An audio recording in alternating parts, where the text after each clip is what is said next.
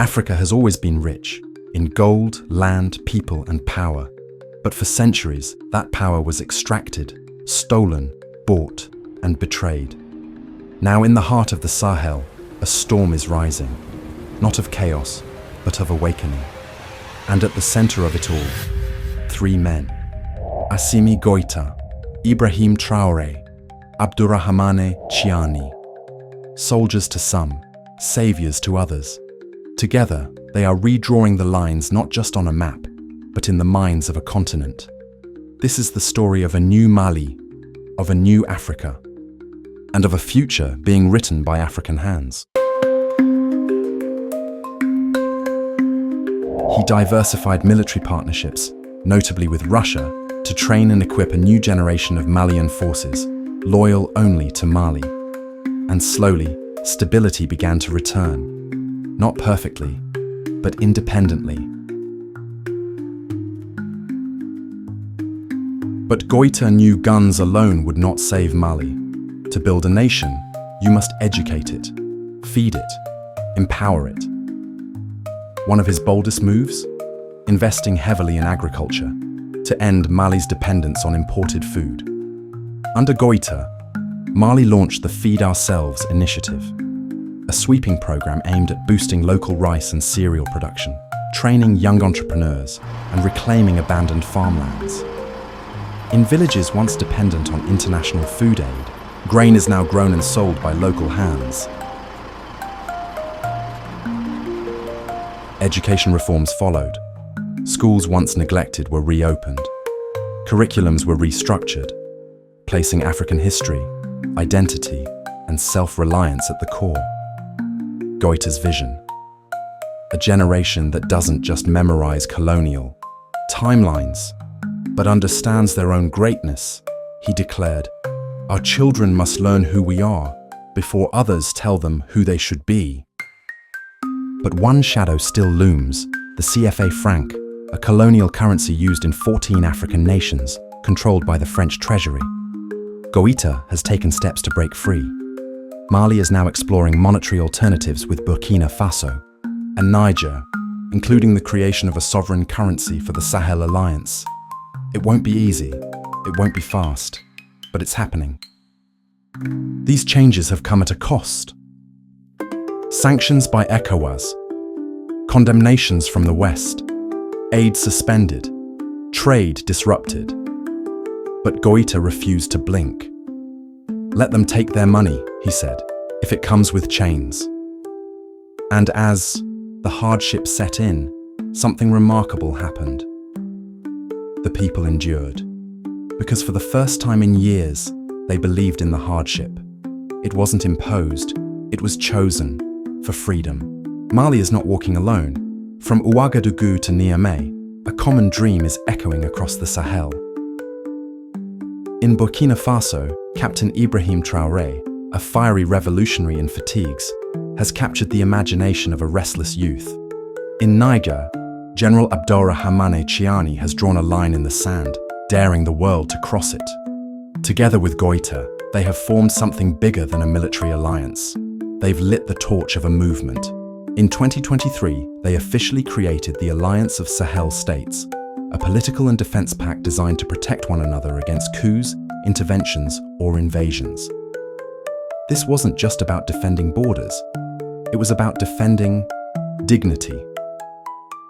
For the first time in modern African history, leaders of three sovereign nations declared, "We will not be dictated to, not by France, not by ECOWAS, not by anyone."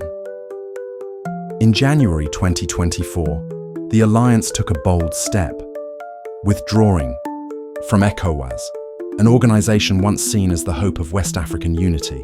But ECOWAS had, in their eyes, become compromised.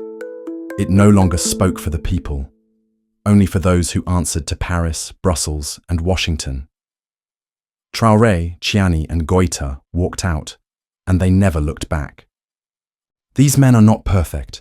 Their nations are still plagued by poverty, insecurity, and fractured economies. But what makes them different is that they have chosen to struggle on their own terms. In a world that told Africa to wait, to be patient, to take handouts, to obey. These leaders have said, no more. Their alliance is not built on military might alone. It is built on one unshakable idea. Africa must govern itself. History is watching. 3 young leaders in the heart of Africa have done what others feared to even imagine. They've challenged a global order that has long dictated who Africa should be, what it should own, and how it should dream. Their stance has shaken capitals around the world. Threats have followed: sanctions, smear campaigns, isolation. But Goïta, Traoré, and Tchiani are not blinking, because they know something deeper. If they fall now, the dream falls with them. And yet, what they have sparked is bigger than themselves. From Guinea to Sudan, from Chad to Congo, a quiet wind is blowing. And it smells like resistance. It smells like Africa, finally breathing on its own. A new generation is rising, unashamed, unbought, and unafraid. This movement will be tested. There will be attempts to divide it, discredit it, even destroy it. But let this stand as both warning and promise. The days of silent submission are over. The West can no longer bully. Puppets will no longer be tolerated. The people are awake. The continent is stirring. Born in 1983, Assimi Goïta was not raised for politics. He was trained for war. A disciplined officer of Mali's special forces, Goïta was forged in the fire of northern Mali's insurgencies, where terrorism, poverty, and foreign influence collided. He watched as foreign troops poured in, not to empower Malians, but to command them. In 2020, as corruption deepened and the people's cries were ignored, Goïta stepped forward. Not with a campaign, but with a conviction. This documentary was produced by Pan-African Hub, telling the stories others won't. Subscribe, share, and stay with us.